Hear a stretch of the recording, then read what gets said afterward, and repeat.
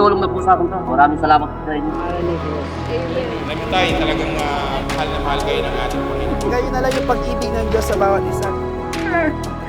Kaya gusto lang ng tingin ay.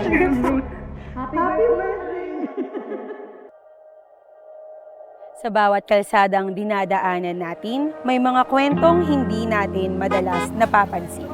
Mga kwento ng mga tatay na araw-araw lumalaban para sa kanilang mga pamilya.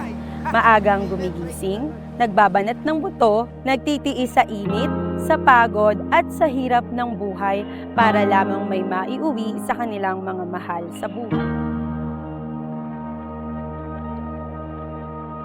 Kaya't nagtungo kami sa Kamanava at sa Maynila upang hanapin at kilalanin ang mga street vendors at ang iba pang magigiting na tatay na nagtatrabaho sa ating mga kalsada.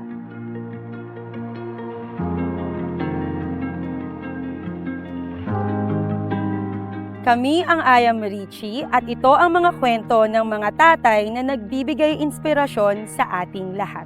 Ilang oras mo binabiyahe? Iniisip ko tinala ko. Hindi ko na iniisip yung oras at sa Kahit abutin na ng gabi, wala na problema yun, no? Lalabas ka ulit. 8 hours. Oh, grabe ah. Mas pasok na naman. Malakas ba yung ano nyo ngayon? Yung benta? minsan nakakaubos din naman pero madalas hindi. Lagi naman nakakasurvive araw-araw. Kalating kilo ko, maghapon na yun. Kasi hindi man na din ako umaasa sa mga pamangkin. Alam niyo po ba na mahal kayo ng Panginoon? Yan, kaya talagang patuloy niya po kayong iingatan. Kung na yan, Kuya Charlie, naniniwala ko may purpose ang Lord sa'yo. May purpose ang Panginoon sa atin. Bakit tayo, hanggang ngayon, boy ba tayo? Malakas ba tayo? And yung purpose na yon gustong i-remind sa atin ng Panginoon na mahal tayo ng Diyos. Kung nangalakala po na kami kasi nasunuga kami sa loob ng church. Kung makarang taon na pa lang, mga 5 taon pa lang. Saan po kayo ngayon nakatira? Hindi lang hiyalat na ikabig-gabi. Meron tayong isang Diyos Ama sa langit na nagmamahal sa'yo. Nalaramdam niya yung laman ng puso mo. Yung mga time na nalulungkot ka. At alam mo tayo, isa pong biyaya ng Panginoon na kahit ito lang yung tahanan mo ay aabot ka pa ng birthday bukas. So, hayaan niyo. Kaya. Malaki naman po yun. Ganun talaga. Alam nyo, may plano si Lord sa inyo, tay. Kaya kami yung nandito para sa inyo po talaga. Kasi alam namin, nangangailangan din po kayo. At hindi po sa amin galing yan, tay. Sa church po galing yan. Sa Panginoon po galing yan. Dadrive lang tayo pero may plano talaga ang Panginoon.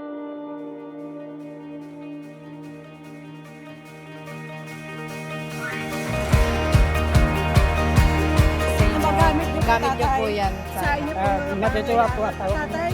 Tulong sa amin. Thank you po, sige. Anyway, stay po, Kuya. Maraming salamat po. Happy Father's Day po. May tutulong mo na sa pamilya. Yan tayo. Thank you. Happy birthday to you.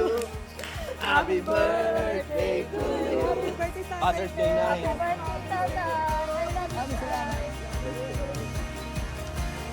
Sana marami pa kayong matulungan ng tao na sana tayong magtatagal na. Ngayong araw, hindi lamang tayo ang nagbigay, kundi tayo ang mas nabigyan. Nabigyan ng paalala na ang tunay na lakas ay nasa sakripisyong walang hinihinging kapalit.